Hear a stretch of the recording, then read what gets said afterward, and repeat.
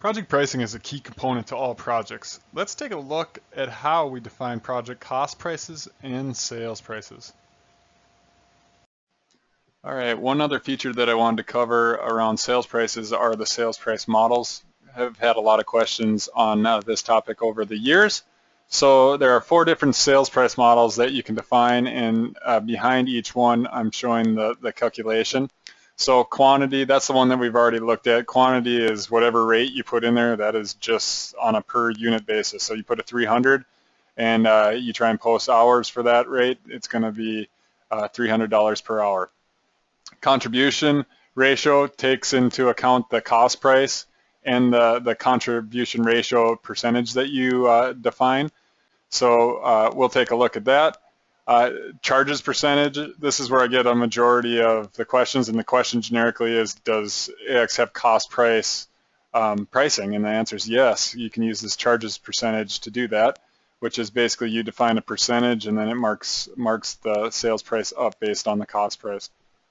And then there's the charges amount, where the system will look at the cost price and just tack on the amount that you want to that cost price for a sales price.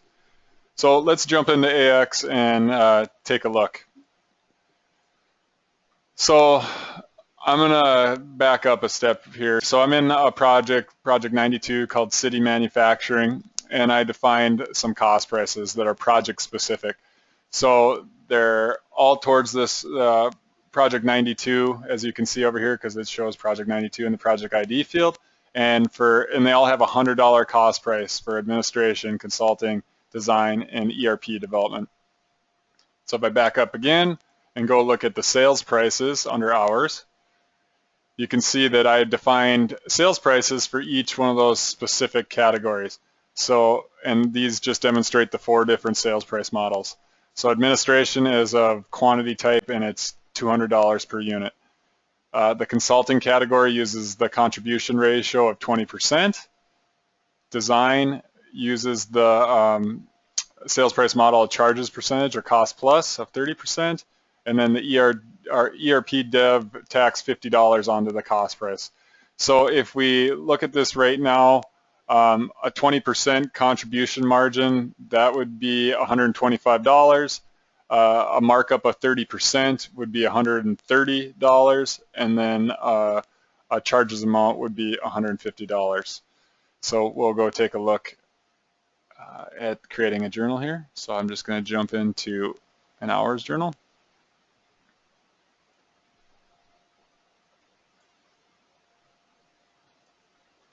And I'll pick our city manufacturing project, and I'll pick a category of administration.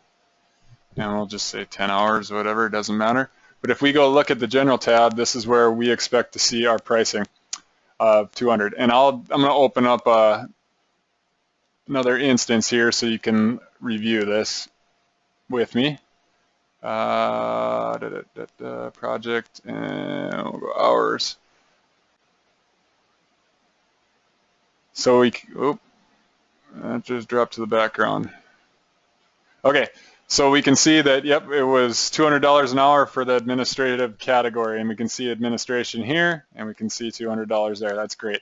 So now if we go to consulting, basically the consulting contribution ratio, we had set at 20%, and if we pull up a calculator, it should be 100 times your cost price, and we know our cost price was 100, which equals 10,000, and then it should be divided by 100 minus your contribution ratio. So 100 minus 20 is 80, equals 125. So as soon as I flip this category to consulting, we should see $125 pull in there. And then we did the cost plus as the design category, so it should increase the cost by 30% for the sales price.